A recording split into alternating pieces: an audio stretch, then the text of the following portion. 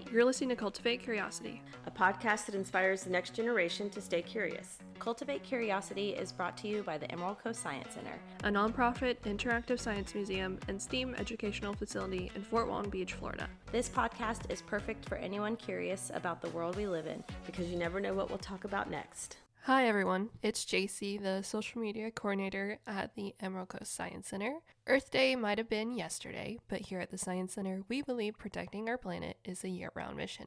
And did you know that April is actually Earth Month? That means we get the whole month to celebrate the Earth and think about the ways we can make a positive impact. Today, I want to talk about a side of environmentalism that doesn't always get enough attention, but has the power to spark real change, and that's creativity. More specifically, how creative expressions like fashion, photography, and design can help raise awareness about environmental issues and inspire action. Sometimes we think of sustainability in terms of checklists. Reduce your plastic, compost when you can, bring a reusable water bottle. And yes, those things are absolutely important, but environmentalism can also be personal, emotional, even joyful. That's where creativity comes in. It helps us connect with the earth and each other in ways that facts and figures alone can't always reach.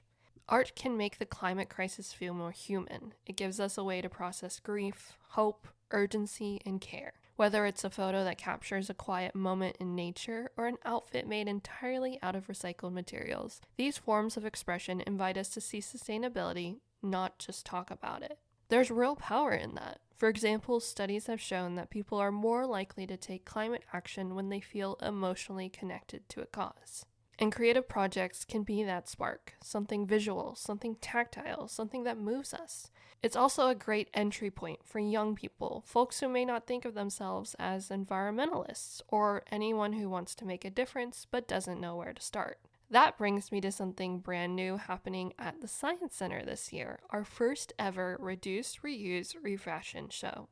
This is one of the most exciting events we've launched on Earth Day because it's such a fun and unexpected way to look at sustainability.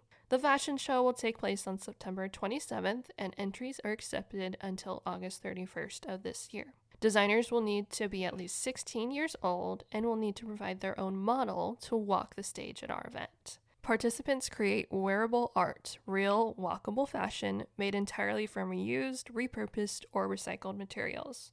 We're talking dresses made from chip bags, skirts crafted out of newspaper, and accessories assembled from soda can tabs. Every piece tells a story, and every outfit challenges our idea of what trash really is. It's amazing to see the thought and ingenuity that goes into designs like this. Some are elegant, some are whimsical, and some are downright wild in the best way. But all of them highlight a really important message. We throw away so many materials that still have value, and maybe we need to start seeing waste in a different light. If you want to learn more about the fashion show, you can visit our website, or we'll have the link in the description of the podcast for you to go directly to.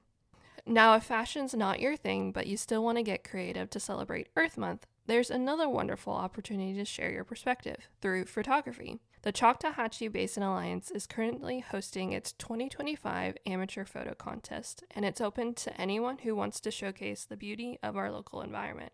Photo contest has a special place in my heart because I actually had my photo in one of their calendars, so that's pretty cool. This contest is such a great reminder to slow down and really look at the world around us. The basin is full of breathtaking landscapes, diverse wildlife, and everyday moments of natural magic if you take the time to notice them. And when you capture one of these moments with your camera, you're not just taking a photo, you're sharing a perspective. You're helping others appreciate what's worth protecting. Plus, you don't need a fancy camera or any professional experience. This contest is for everyone, whether you're out there with a DSLR or just snapping pics with your phone on a morning walk. It's about telling the story of this place we call home and reminding others why it's so important to keep it healthy. Winning photos and additional honorable mentions will be featured in their 2025 calendar. The submission deadline is July 4th, 2025. To learn more or submit your own entry, you can head over to their website, basinalliance.org, and we'll also have it in the description of the podcast, the link to their photo contest. Between refashioning waste into wearable art and capturing the beauty of our local ecosystems through a lens, you can see just how many ways there are to engage with environmentalism creatively. But let's say you're not a fashionista or a photographer. No problem. There are so many accessible, low-pressure ways to celebrate Earth Month through creativity. Here's a quick list to inspire you.